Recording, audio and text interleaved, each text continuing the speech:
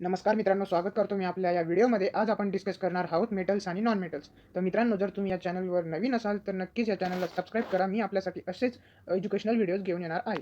तर मित्रांनो, आपण बघूया मेटल्स म्हणजे काय. Metals which are placed on the left hand side of the periodic table are separated from non metal by a zigzag line that starts from carbon and runs down phosphorus, selenium, iodine till radon. म्हणजे काय, periodic table जर आपण बघितला तर तिथं आपल्याला एक zigzag line form होताना दिसते, कार्बनपासून तर खाली फॉस्फरस, सेलियम, आयोडीन आणि रेडॉनपर्यंत. तर ही जी लाईन आपल्याला, ही जी झिगझॅग लाईन तयार बनते, तर हिच्या जी लेफ्ट हँड साईड आहे इथं आपल्याला मेटल्स दिसतात आणि जी राईट हँड साईड आहे तिथं आपल्याला नॉन मेटल्स दिसतात.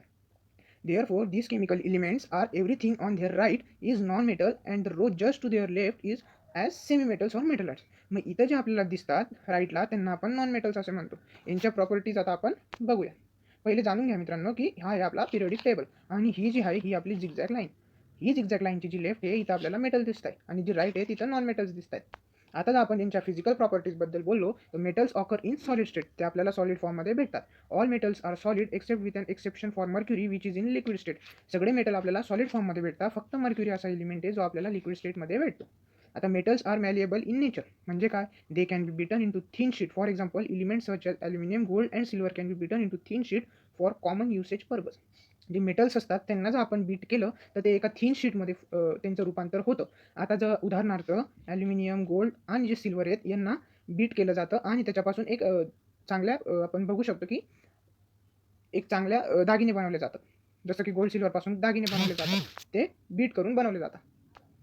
Metals R ductile. डक्टाईल म्हणजे काय, this means metals can be stretched into the thin wires. म्हणजे मेटल्सला स्ट्रेच केलं जातं थिन वायरमध्ये. We can make copper wires and aluminium wires. म्हणजेच काय, आपण जर ॲल्युमिनियम घेतलं आणि त्याला स्ट्रेच केलं तर आपल्याला वायर मिळेल. जसं की कॉपरचं घेतलं तर कॉपर वायर मिळेल, ॲल्युमिनियमची ॲल्युमिनियम वायर मिळेल. All metals are equally ductile. Only that some metals are more ductile than other for which they are used for day to day purpose. पण काही जे मेटल्स असतात ते खूप जास्त प्रमाणात डक्टाईल असतात, म्हणून ते आपल्याला रोज दिवसेंदिवस वापरण्यात येतात. Metals conducts heat and electricity. आता मेटल्स काय करतात, ते हीट आणि इलेक्ट्रिसिटीला कंडक्ट्स करतात. It is by virtue of this property of metal that heat and electricity can pass through them. मेटल्सची ती प्रॉपर्टी आहे की हीट आणि इलेक्ट्रिसिटी त्यांच्यामधून पास झाली पाहिजे. Every metal is a good conductor of heat and electricity, म्हणून त्यांना good conductor of heat आणि इलेक्ट्रिसिटी आपण म्हणतो. आता इथं एक नोट घ्या मित्रांनो, silver is the best conductor of heat and electricity. Silver जे आहे ते हीट आणि इलेक्ट्रिसिटीचं बेस्ट कंडक्टर आहे, म्हणजे त्याच्यामधून हीट आणि इलेक्ट्रिसिटी दोघं पास होतं. Copper is also a good conductor. Copper पण गुड कंडक्टर आहे, त्याच्यामधूनही हीट आणि इलेक्ट्रिसिटी पास होते. The worst conductor of the heat is lead, whereas iron and mercury are poor conductor of electricity. म्हणजे लीडमधून हा lead जो आहे तो वर्स्ट कंडक्टर आहे, म्हणजे त्याच्यामधून हीट आणि इलेक्ट्रिसिटी पास होत नाही. वेअर एज आयरन आणि mercury poor conductor of electricity, याच्यामधूनही हे बी पुअर कंडक्टर्स आहेत इलेक्ट्रिसिटीचे. आता metals are shine. It is due to this property of the metal that they are lustrous and they can reflect the light incident on its surface. आता metal जे आहेत ते shiny आहेत. Okay, तर shiny असल्यामुळे त्यांच्यावर जो लाईट पडतो, जो लाईट इन्सिडंट होतो तो रिफ्लेक्ट होतो. सरफेसवर जो लाईट इन्सिडंट होतो तो रिफ्लेक्ट होतो. Also metals can be polished and this is one of the reason why metals are use to make jewellery and desired by women and men alike. म्हणजे ह्याच प्रॉपर्टीमुळे काय होतं की मेटल्सला पॉलिश्ड केलं जातं आणि पॉलिश्ड करून त्यांचे दागिने बनवले जातात, जे की आपण वापरतो. Metals are very strong and hard. Metal जे असतात ते खूप स्ट्रॉंग आणि हार्ड असतात. Exception being sodium and potassium. पण सोडियम आणि पोटॅशियमला जर सोडलं तर सगळे जे मेटल्स आहेत ते स्ट्रॉंग असतात, मर्क्युरीला पण सोडलं तर. तर हे जे सोडियम आणि पोटॅशियम आहे यांना आपण नाईफने कट करू शकतो, एवढे ते सॉफ्ट असतात. Metals are also sonorous. They produce a sound which when they are rung or hit with any object. म्हणजेच काय की ते मेटल सोनरस असतात. जेव्हा आपण एखाद्या मेटलवर बीट करतो किंवा त्याला ठोकतो जमिनीवर तर त्याचा आवाज येतो. Okay, metals have a high melting point and high boiling point. Metals जे आहेत ते हाय मेल्टिंग पॉईंट असतो आणि हाय बॉइलिंग पॉईंट असतो. का, कारण की ते सॉलिड स्टेटमध्ये आहे. Metals have high density. मेटल्समध्ये घनदाटपणा जो आहे तो जास्त असतो. हाय डेन्सिटी म्हणजे घनदाटपणा. Okay, metals is in the form of object are opaque and are never transparent for translucent. Okay, म्हणजे जे मेटल्स आहेत ते ओपॅक आहेत आणि त्याच्यामधून म्हणजे ते ट्रान्सपरंट नाही आहे, ते एक नॉन ट्रान्सपरंट मटेरियल आहे. ओके, आता केमिकल प्रॉपर्टीज म्हणजे काय, metals easily corrode very easily and fast.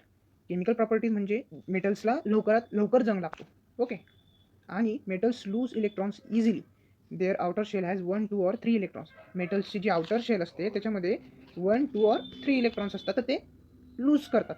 जेव्हा त्यांच्या एखाद्या दुसऱ्या एलिमेंटसोबत जेव्हा ते रिॲक्ट होतात तेव्हा ते गेन नाही करत, तेव्हा ते लूज करून देतात आपले electrons. Most metals forms metal oxides when they come in contact with oxygen. जेव्हा मेटल्स ऑक्सिजनच्या कॉन्टॅक्टमध्ये येतात तेव्हा ते मेटल ऑक्साइड्स फॉर्म करतात. Okay. Metals have low electronegativity negatives. Metals have low electronegatives. They are electro positive elements. त्यांच्यामध्ये low electronegativity असते म्हणून त्यांना इलेक्ट्रोपॉझिटिव्ह एलिमेंट्स असं म्हणतात. Metals are also good reducing agent. Metals काय आहेत? गुड रिड्युसिंग एजंट्स आहेत. आता नॉन मेटल्सकडे जर आपण बघितलं तर नॉन मेटल्स म्हणजे काय? The non metals element are those that do not possess the properties of the metal. जे मेटल्सचे प्रॉपर्टीज पास नाही करत, ज्यांच्यामध्ये मेटल्सचे प्रॉपर्टी नसतात, त्यांना नॉन मेटल म्हणणार. The number of non metals on the periodic table is very less as compared to the metals. मेटल्सची जी संख्या आहे पिरियोडिक टेबलमध्ये ती जास्त आहे as compared to non metals. Non metals are position on the right side of the periodic table. Non metals कोणत्या साईडला येतात? आपण जी झिगझॅग लाईन बघितली तिच्या राईट साईडला नॉन मेटल्स येतात. Okay. Some example of the non-metal are hydrogen, carbon, nitrogen, phosphorus, oxygen, sulfur, helium, all the halogens and the noble gases. आता physical properties काय आहेत? Non metals are brittle and break into pieces when beaten. Example sulphur and phosphorus.